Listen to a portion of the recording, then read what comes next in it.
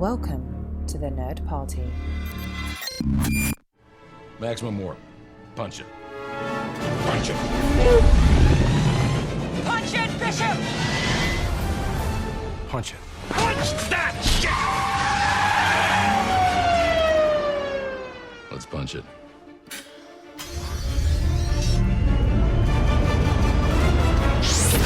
Welcome to episode 5 of Punch It! I am your co-host Tristan Riddell. And alongside you, punching it also, is Charlene Schmidt. Today we are talking about some fun stuff, but first, before we get into the topic at hand, I want to give a big thank you to our listeners because we had a great launch. We've been able to see the numbers since we launched, and we had an episode with, we had one episode post-launch so far, and the numbers are good. The response is good. We're getting a lot of tweets. We're getting a lot of emails, a lot of Facebook messages. So we thank you guys so much for following us from Truck.fm to the Nerd Party. And we ask that you don't stop there, that you actually keep telling your friends about us. Tell them to go to thenerdparty.com/punchit. There they can check out all of our episodes. And since so many of you have emailed us and contacted us and told us that you like the show or that you're listening to the show, if you could please go to our iTunes page, go to thenerdparty.com, click on available on iTunes, and from there you can find all of our shows on iTunes. And if you give Punch It a review, if you give us a 5-star review, we'll mention you on the show, but please give us any review that you think is worthy of our show. It's true. We want good, honest feedback from everybody. We read all of the reviews, but we love to give a little bit of love to the ones who really, really enjoy us and give us 5 stars, and that's why we read those on the show. Absolutely. So please do that. Tell your friends, keep downloading, keep subscribing, and also find out what else is available on the network at thenerdparty.com. Well, today's episode, today's Punch It, is on the mockumentary sitcom The Office. The American version. We should specify. Yes, the bloody colonial version. Yes, we are talking about the American version of The Office, which started off very much in line with what happened on the British version of The Office. And for those of you who have not seen either version of The Office, I highly recommend both because I've watched both. Now, Tristan, have you watched the British version? I know you've watched the American version. That's why we're talking about it today. I've only seen a handful of episodes, maybe 1 or 2 of the British Office. It was too awkward for me. Like, I couldn't handle it. Really? Yeah. Oh, okay. I this might potentially put a fork in our relationship. I'm halfway kidding, but I'm very surprised because as someone who appreciates The Office so much, like I do, how did you not give the British Office a chance? That's the thing, is that I didn't like the first season of the American Office, and the second season I kind of like, and that's the thing, is that because once I watched the first season, I didn't like it. I watched parts of the second season, didn't like it, and then when I went to the British version and saw that it was pretty much the same thing and the same style, yes, I was like, oh, this isn't for me. But then, I started watching more of the American Office, and I was like, okay, this is different. I like this. Okay, I highly recommend you try the British version of The Office again. Go in with the understanding that there are going to be some similarities because, yes, the American version of The Office basically ripped off the British version until about the second season, and then the parallels start to divide. You go past that, eventually each version of the show has a life of its own, and honestly, the British version took a little bit of time for me to grow on it because I did see the American version first. So that was my Office. You know how sort of like Doctor Who fans say, whoever you see as the Doctor in the first episode you watch, that's your Doctor. Well, the American Office was my Office. However, especially the more that I've watched the British version of The Office, the more that it has grown on me and how brilliant it is. And I appreciate British TV so much. I really want to watch a lot more of it. It's, I would say, a much more nuanced craft than what we do with American sitcoms. But all of that said, we are here to talk the American version of The Office because it's a show that we both love. It went on for 9 seasons, arguably maybe a little too long, but we'll discuss that. That's another difference is the British version had 2 seasons and then a special. That was it. They knew when to stop. But yeah, we have one of the most beloved modern sitcoms, I think, on the docket for Punch It today. So we're going to talk about it, and we're going to talk about maybe where the show jumped the shark in terms of its writing. Because I would argue right off the bat, yes, it did jump the shark, and it did so many times. Yeah, it's this show. I was actually, you know what? I want to, before we get into the ebb and flows and the ups and downs, I'd love to find out the first time that you watched it. Where were you? What were you doing? How did you get exposed to it? Great. We should always start with this, by the way. This is a great idea. Thank you. I first started watching The Office actually in 2009. I was very behind the curve. I had heard for years just how great this show was. You need to watch it. You need to watch it. You need to watch it. Finally, one day I sat down and TBS had already started doing its endless series of reruns, which happened for many years during The Office's run.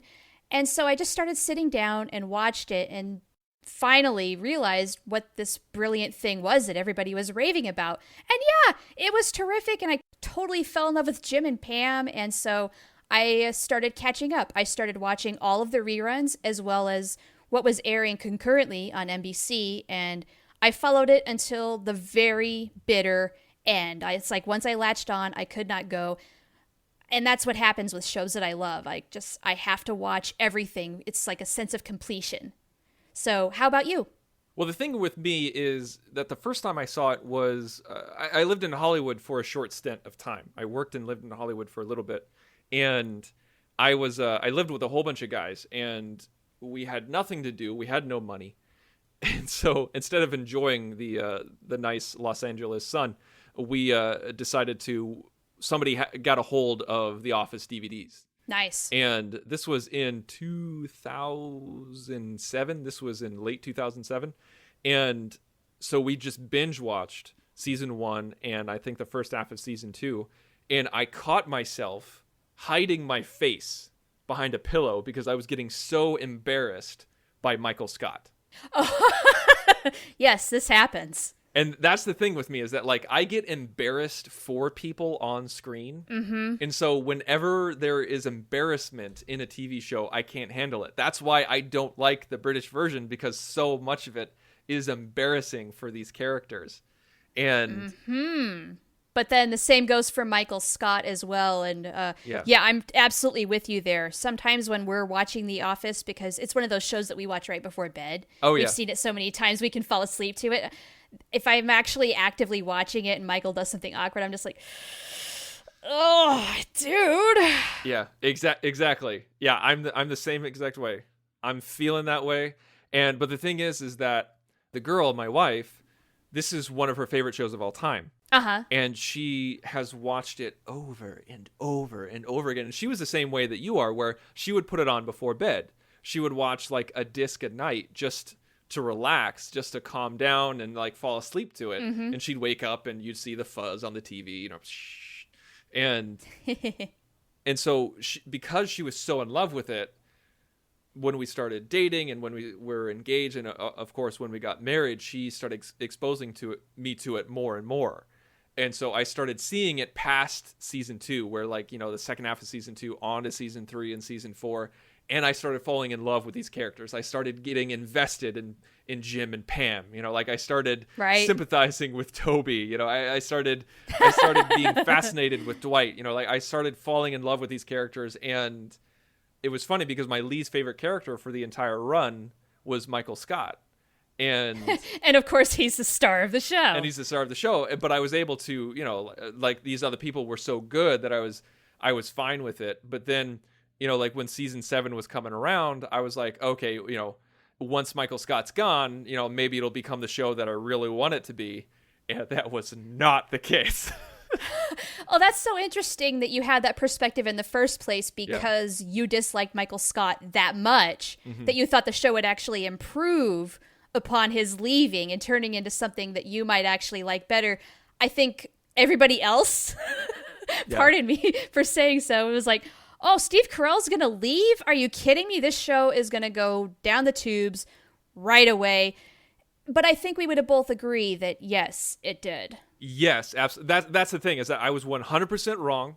And then once I realized that, like once we started watching season 8 together and we stopped, like we did not finish season 8 during this first run. Mm-hmm. We stopped while it was on the air and we went back and watched the seasons again. And I started to realize what was missing from season 8 and season 9, where I started understanding why the show worked and what was good about Michael Scott. So I started going back and seeing him in a very different light. Uh-huh. Yeah, I mean, really, somebody like Steve Carell and a character so central to how that office dynamic worked, you remove that, and yeah, I can see why the show went completely downhill. I am not a fan of season 8 whatsoever. Yeah. I'll just put that out right now. I had high hopes at the end of season 7 because Michael Scott did not leave in the finale. They had a few episodes after that where things were kind of in flux, and I think Will Ferrell played a character who was really interesting. Like, he was neurotic too, but in a sort of different way than Michael Scott. And I thought, oh, okay, they're going to play that angle. Well, that could be interesting. Let's see what happens. But then they completely dropped the ball when they were doing this weird experiment with Robert California. Okay, I want to talk about Robert California. Should we do that now? Yes, let's go ahead and do that now because... Okay, let's talk about this guy because he's a real screwball. I think we're both in agreement that we like the show mainly from season 2 on up until season 7. And then that's like that when Michael Scott left, that's kind of when it started to go downhill. I think we're both in agreement there. Yes. We can definitely go back and get some more nuanced conversation. But Robert California, here's the thing. I love James Spader. Oh, me too. He was brilliant. Yes, I think he was fantastic. And the introduction of Robert California was one of the greatest character introductions that I've ever seen in a sitcom. Agreed. And if they did that, like if that's what they did with his character for his entire stint on the show, it would have been good. But they took him in very weird and awkward situations and directions, and it just didn't work. But what I wanted to do, since this is a writing podcast, I wanted to read his introduction real quick, just the first part. Do it, please. It is so good. Here we go. Okay, I'm getting into my Robert California space. Here we go. Get in character. All right. You see, I sit across from a man. I see his face. I see his eyes. Now, does it matter if he wants $100 of paper or $100 million of deep-sea drilling equipment? Don't be a fool. He wants respect. He wants love. He wants to be younger. He wants to be attractive. There is no such thing as a product. Don't ever think there is. There is only sex. Everything is sex. You understand that what I'm telling you is a universal truth, Toby. And it's like, he's right.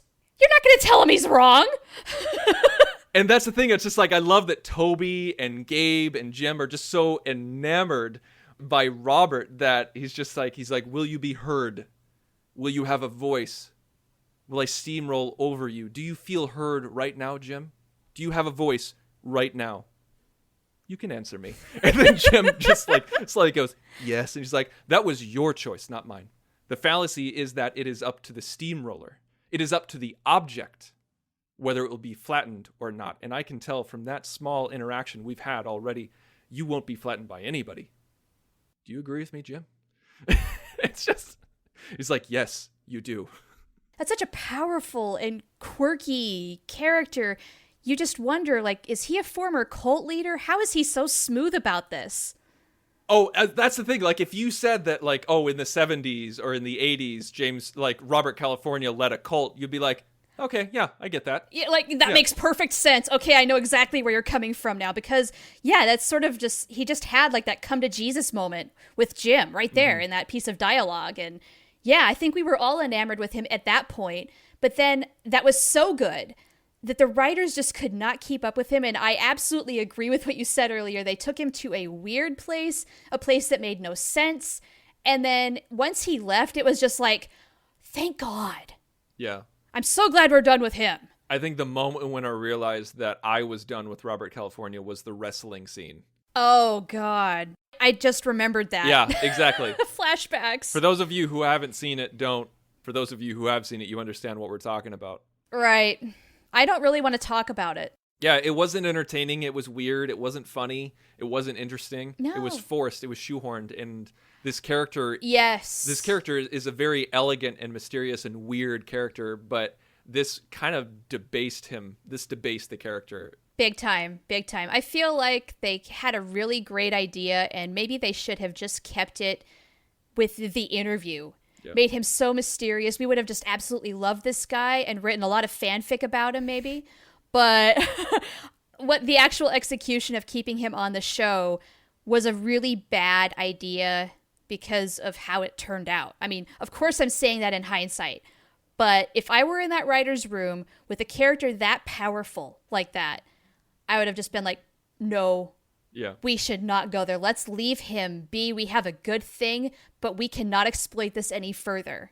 One thing that I'd love to ask you about is, since this is a writing podcast, how would you characterize the writing of The Office? Do you think it changes from season to season? Do you think it's stronger in one season over the other? Or do you think it's characteristically consistent as the years go on? Ooh, okay. There's definitely some transitions that happen over time.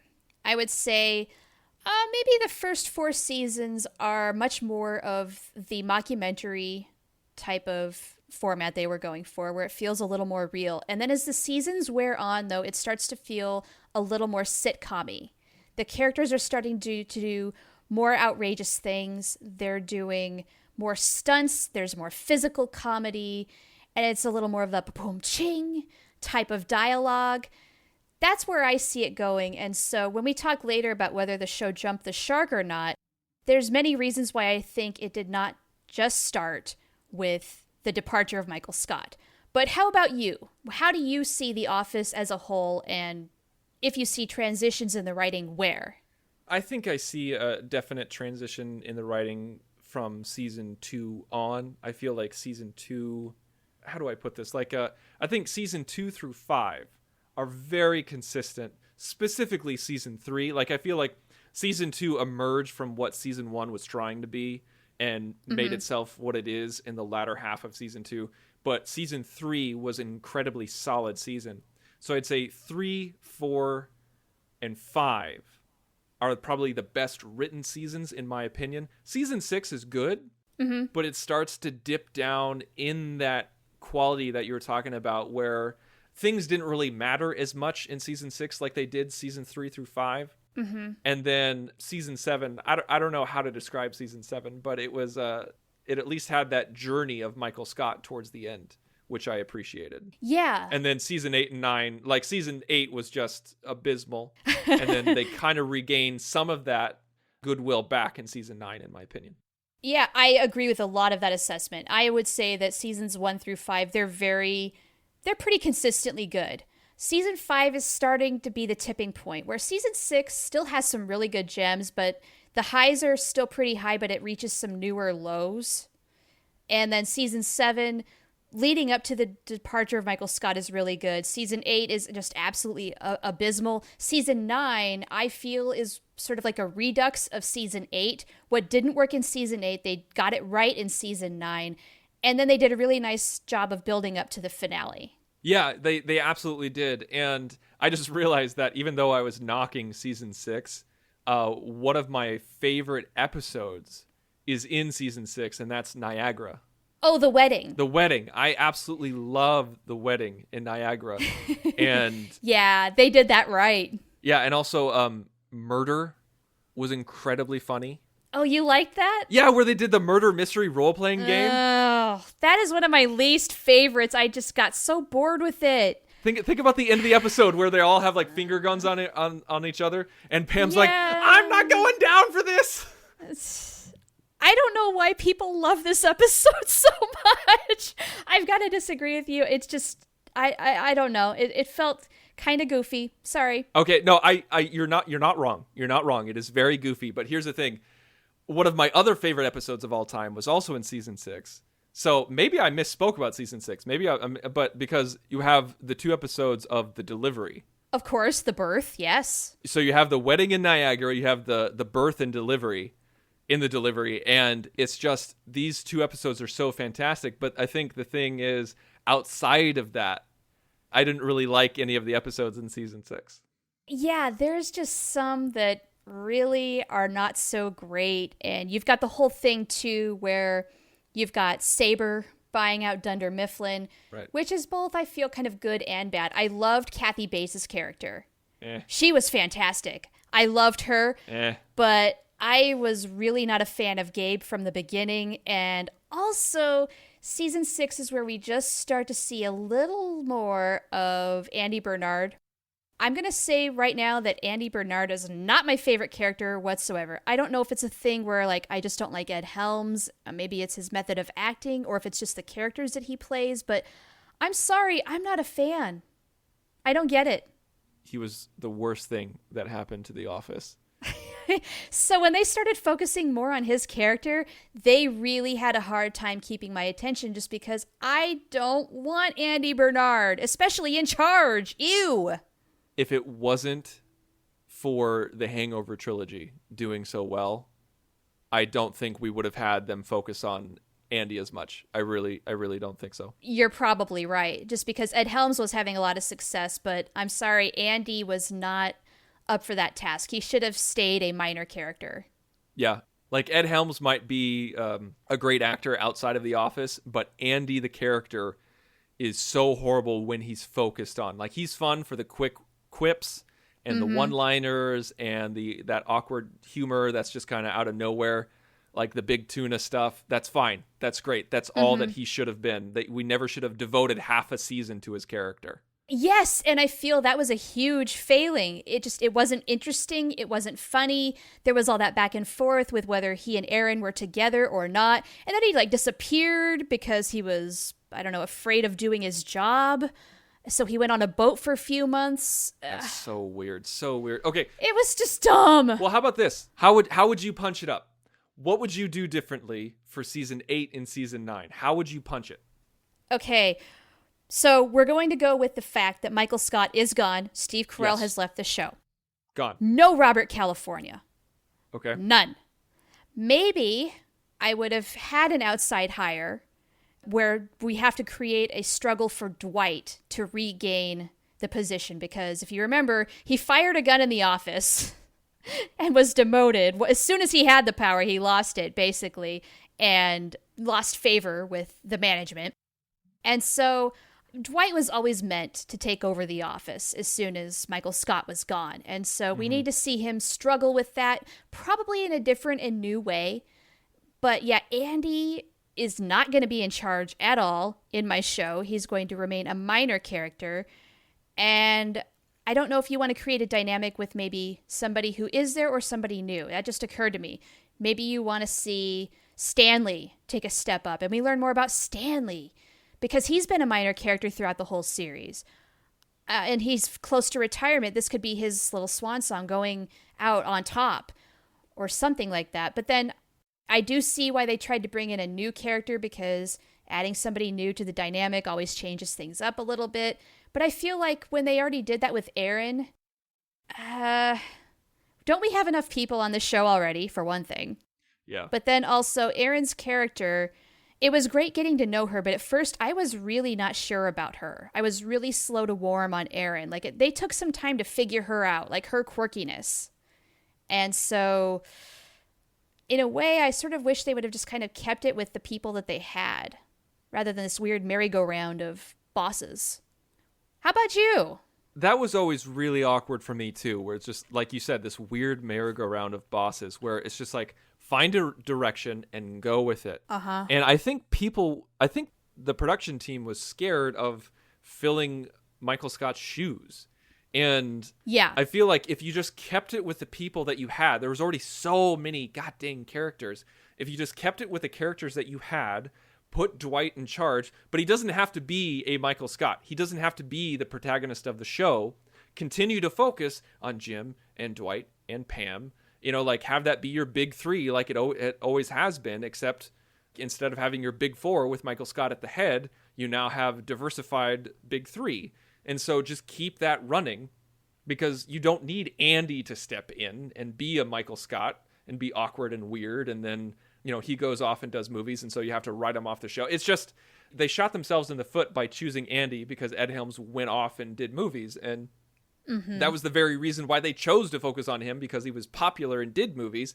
But then when you do that, you take the risk of having someone who is popular and does movies actually go off and make movies. Surprise, surprise. Imagine that. How weird. Imagine that. So what I would do to punch it, and this would never happen in a million years. It's okay. We're not real actual writers. We can do whatever we want.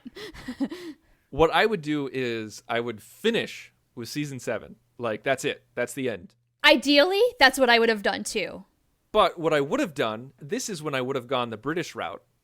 And I would have done a miniseries over a prolonged amount of time where you have a 90-minute episode 4 times a year. Ooh. And it was a TV special. Like, you have 4 of those throughout the year, and that's your last season, where they're like mini movies, and they're focused on what happens is that at the end of season 7, Michael Scott leaves, and that is when the crew, the documentary crew, decides to finish. Mm-hmm. And so they're done. Like, they leave when Michael Scott leaves. And so those mini movies, kind of like those 90-minute movies, kind of like Sherlock, they're about the fallout of the documentary being done. And so it's about them adjusting to their lives, being like 7 years of their lives being exposed on TV, on wherever. And so these episodes are all about them trying to find some sort of normalcy.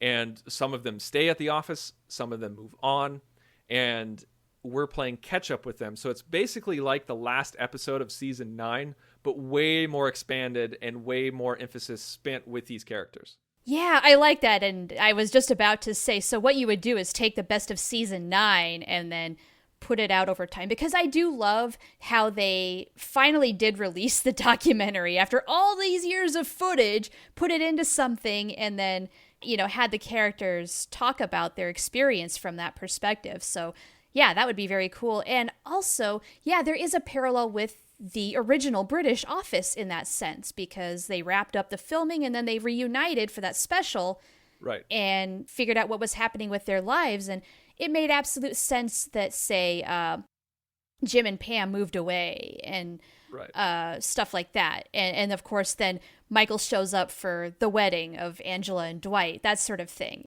We could keep all of that, keep all the good stuff, and take out some of the not so good stuff and keep the show kind of like really powerful.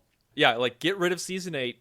Entirely, please, wholesale. Yeah, entirely. And then trim season 9 down to the bare bones, mainly focusing on the last episode, and make the last episode 4 mini movies that you release over the year. And so, like, think about the advertising possibilities and the pump up, like possibilities of these 4 movies. It's just like, okay, we're going in a different direction. You had 7 years of The Office, 22 minutes is, an episode, 26 episodes a year. Now we're giving you 90-minute movies that we're releasing throughout the year. You better make sure that you're tuned in, and this is going to happen because this is the final journey, and blah, blah, blah, blah, blah. Like, it becomes an event. Exactly. Yes, that's what was going through my mind too. It becomes a huge event, and fans can have watching parties, celebrate it, get all excited, and then do it over the course of a year. So you're doing it about 4 times a year.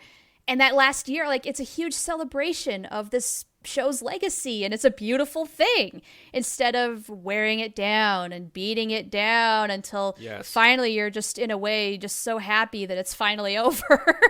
Because as good as the end of season 9 was, I was like, okay, thank God they went on a high note, because I was genuinely worried. Okay, good work. The show is over now. Let's move on. Yeah. Of course, the big problem is that American TV just does not do this sort of thing. No. That's unfortunate. And I also have to point out that chances are that the TV writers, once they knew Steve Carell was leaving, they had probably no idea what they were going to do when he was gone. I genuinely feel like they had no idea. Even with a little bit of time to prepare, they had a lot of ideas. Some they executed, and they all failed. Yeah. There just wasn't anything really good there. And so I don't know. There were a lot of rumors about this. I have no idea if there was truth to this or not, but maybe there was some discussion of ending the show after 7 seasons, but then they did come out with, no, we're going to keep going. Looking back now, do you think that they should have ended it with Steve Carell's departure? Oh, 100%. Yeah, they absolutely should have ended it at season 7 with Steve Carell's departure. Absolutely, absolutely. Maybe if they knew they were going to end it, like if season 7, like if the beginning of season 7 happened, and the writers and the production company and NBC, they were just like, okay, this is the last season we're going to do. Steve Carell is leaving, so we're going to end it. If they knew that was going to be the case, then I feel like we could have had an even better season 7, because I like season 7, but it could have been even better. And we could have had that last episode of season 9 just take place in season 7, knowing that it was going to be their last season. Sure. So I feel like there wouldn't have been any bad feelings. There would have been no dip in quality. It would have been no like, oh my God, season 8 happened. Thank goodness, like the latter half of season 9, stepped it up. Everybody would have gone, yes, it's the right time. It feels right. Because it makes me think of Home Improvement with Tim Allen, where I can't remember how many seasons they had. It might have been 7. I might be wrong. No, I think that's right. Is it? Okay. That sounds right. They had 7 seasons, and they offered him, they told Tim Allen, they said, we will give you more money than God if you do season 8. And Tim Allen said, no, if we do a season 8, we're going to hurt the quality of the show. It won't be as good as the previous season, so we're going to be done. This is it. And he had the power to do that. He had the power to say no. And I feel like that should have happened with that should have happened with so many shows. But the thing is, The Office was a powerhouse of advertising revenue. Yeah. And NBC was not going to let that go. No, absolutely not. Plus, they did have star power aside from Steve Carell. They had Jenna Fisher and John Krasinski, who had risen high up at this point. Mm-hmm. You did have Ed Helms. Rainn Wilson was a name a lot of people knew by this time. And so they had kind of like an all-star cast. Yeah. And things were going good enough. They thought, hey, we're going to milk it for all it's worth. That's what American TV does. It is shameful, though, because I do wish this show would have gone out on top. In a way they did, but they had to stumble toward the finish line just a little bit. Yeah. Sort of like when Michael ran the marathon, he eats all the fettuccine, gets cramps. He crosses the finish line, but then he has to throw up. So funny. So it was sort of like that. Yeah. So one thing I want to know from you is there a specific point where The Office jumped the shark? Was it with Michael Scott leaving? Yeah, absolutely. Was it? Okay, because I feel it actually happened earlier. Like, Michael Scott leaving the show was the absolute, I felt like that was the nail in the coffin. But I think it goes back a little earlier than that even. Okay, where? Okay, season 5. What? The episode... I know. I'm probably going to get a lot of hate mail for this, but let me explain myself. The episode Golden Ticket. The reason why is because this is when I feel the show starts to take that sitcom-y, gimmicky, flashiness sort of turn in its characterization and its writing. It's Michael being it's like Michael punched up. It's Michael on steroids. It's Michael being a performer rather than just Michael being awkward Michael. Now, that said, Golden Ticket is still a fun and entertaining episode, but shortly after that, then we have the thing where Michael quits, starts the Michael Scott Paper Company, and you've got Dream Team and the whole thing with the buyout. And I am not interested at all in that sort of cycle because ultimately it just makes things back to where they were. I was not that excited about it. Now, I did like the season 5 finale, Company Picnic. That was very cool. And then, of course, season 6 goes on with some highs and some lows, but I feel like that was starting to be the time when the characters started being more sitcom-ish and a little less real. I can't argue with your logic about that because I think you're right about Golden Ticket becoming a little sitcom-y, and then when we get to New Boss in 2 weeks and Dream Team and Michael Scott Paper Company, we get to that storyline. Mm-hmm. It's very different. It's very different from the rest of the show. It's surprising that they went in that direction. The thing is, though, I do not think that's when they jump the shark. I don't think, because with when you jump the shark, it is a declaration of dip. This is the dip. It's not so much like, oh, this is when things start to go downhill. It's a little bit more of an announcement of, oh my God, I can't believe they just did that. And then nothing is the same after that. Now, the Michael Scott Paper Company storyline, I can't argue with you that it's weird. It is. But I appreciated it because it was different. It was risky. And they took that risk, even if it didn't completely pay off. And even if they ended up exactly where they were when they started, I thought it was a nice journey because it showed us a very confident side of Michael Scott. I'm thinking about that scene with him and David Wallace when he said, he's like, all I have to do is come up with a new name. I don't have to outlast this company. I just have to outlast you. And that's true. I love that Michael Scott. I love confident and good businessman Michael Scott. And so we got to see that, and we got to see Pam elevated to a much better position. Okay, I'm glad you brought that up, because one thing I really did like about that whole dynamic was Pam standing up for herself and definitely getting a lot more confidence herself, and showing the dynamic also between her and Michael of when he's down, she rises up. When she's down, he rises up, and they kind of balance each other out. Right. That's what has always worked with those two characters, and that really shone with this whole thing.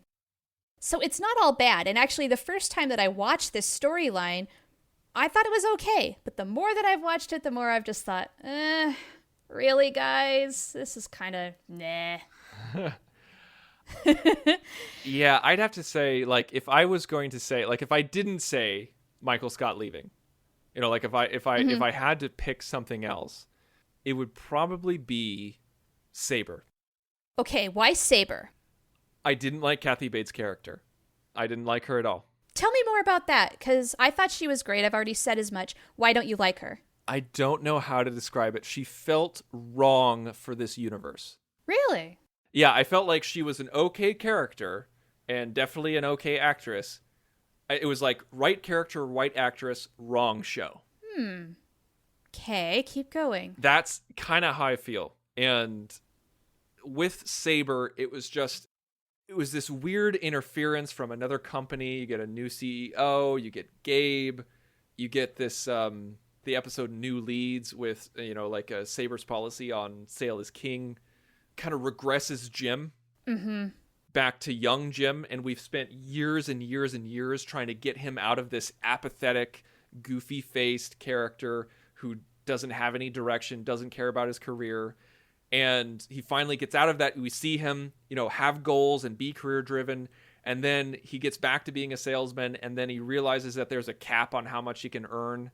And so he just kind of goes back to doing antics and not progressing and not moving forward. And it's not until later on in the show when he gets that sports job, when he gets career focused again. And that was new drama. And so I'd have to say, if it wasn't Michael Scott leaving, if I had to pick something else, it would definitely be Saber, because I didn't like Kathy Bates. I thought it was weird storylines involving her, and then the regression of Jim. Okay, that makes some sense. I don't fully agree with you, but I understand your viewpoint and see where it's coming from. And I want to amend a little bit of what I said, where maybe Golden Ticket was not where it jumped the shark, but I start to feel that maybe there's some nickel and dime things happening to this show that eventually lead up to it jumping the shark. For one thing, the whole thing where, like, Michael and Jim are co-managers for a while in season 6. Awful. Absolutely awful. Now, I like some of that. I liked some of that dynamic. Oh! Like with the, I think, wasn't that what was that episode when we find out that Michael Scott is sleeping with Pam's mom? Oh, that's, I think, not long after that. And that whole storyline, I have really mixed feelings about that, because I love how it tortures Pam, but then they, like, resolve it so quickly, because then Michael breaks up with Pam's mom, and it's like, well, what did you even go through that for then? That I understand. It did wrap up pretty quickly, but you have to admit, that's a hysterical episode. I mean, well, yeah, but the thing was, is like, they had a pretty interesting, weird, awful dynamic going, and then just the moment they were getting it going, they wrapped it up and made it go away. I feel like they actually should have maybe kept that going just a little bit longer. Yeah, I'm not going to argue with that one. But then, of course, have them break up horribly and then end the same way with Pam slapping him and saying, "Don't ever date a member of my family again." Yes, and like also like when I love it when Jim and Scott are in the break room, and Jim totally doesn't believe him, and then he starts describing things, and like he says what car she drives, and he just goes, "Oh crap," but they bleep it out. Yes, and then he's like, "No, it's really great reasons why I do this because it's convenient. Like she's on my way home," and then Jim just loses it and goes, "Take a new way home, man." Exactly. Yeah, that stuff's really good. And then later on season 6, there's more nickel and diming. Like he has the whole relationship with Donna, who is married to another guy, and she's cheating on her husband with Michael. That whole weird thing. And then thank God they got over that and then eventually brought Holly back, because those two definitely were meant to be together. Oh, yeah. For sure. I mean, they're both such dorks. They're meant to be. But like the whole thing with Donna, I did not enjoy it. And then it becomes very demonstrative, like where I think it's where maybe he's eating the breakup ice cream really aggressively. It's little things like that where it's just like, okay, this is not the show that I fell in love with anymore. It's all antics. Well, okay, for that I understand.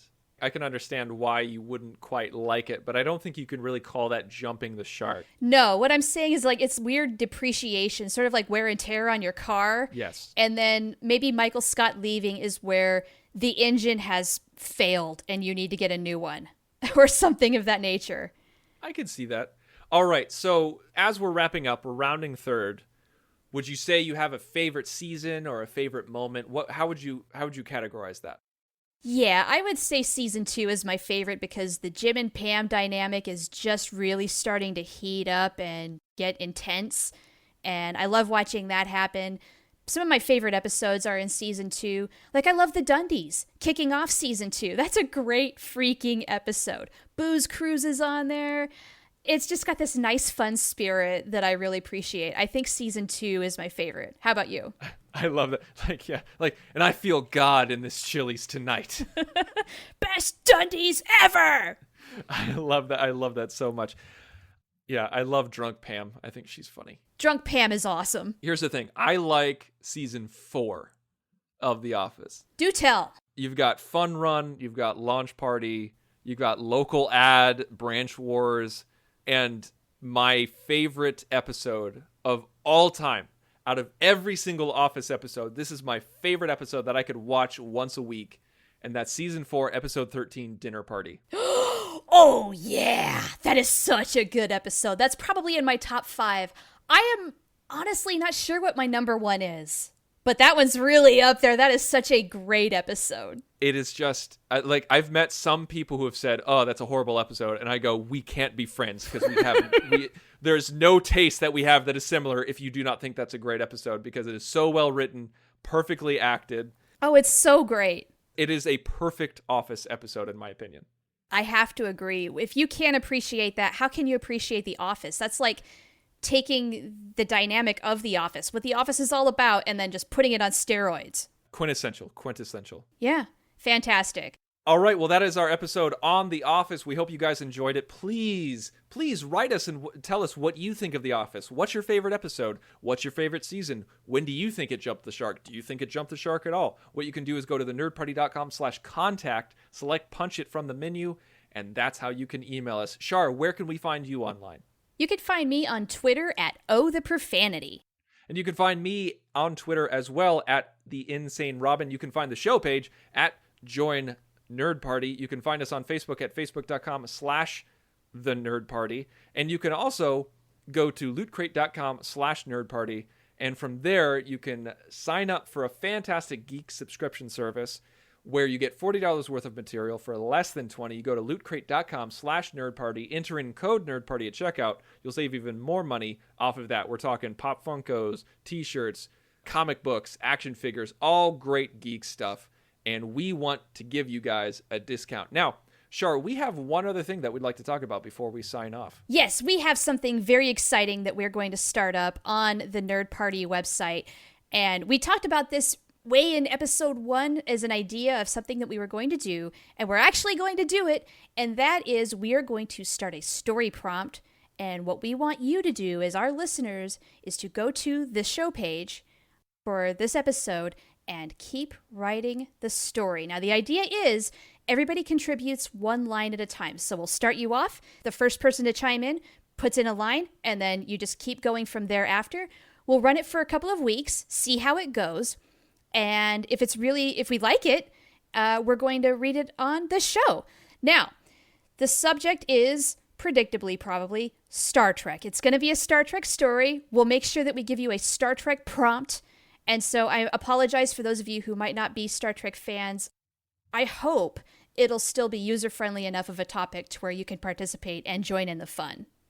Yes, the opening line may sound like it's a Voyager-specific line, but it could be anything from Star Trek. And so what you'll need to do is you'll need to go to thenerdparty.com/punchit and select episode 5. Click on episode 5, and from there, you will see a comment box. And if you're logged into Facebook, you can comment from there. We can control which one's first and which one's last. And so write one line at a time. The opening line, and you'll see this when you go to thenerdparty.com/punchit and select episode 5. The opening line is, "The turbo lift doors opened and Janeway stepped out." So there you have it, everybody. We cannot wait to see what you come up with. Keep it fun, keep it lighthearted, keep it interesting. Please keep it family-friendly, though. This is a family-friendly network. All right, well, thank you so much for listening. Thank you so much for downloading and subscribing. Remember to tell your friends. Remember to write us a review.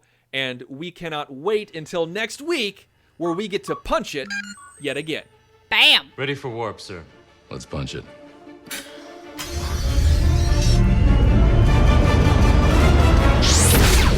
Join the revolution. Join the Nerd Party.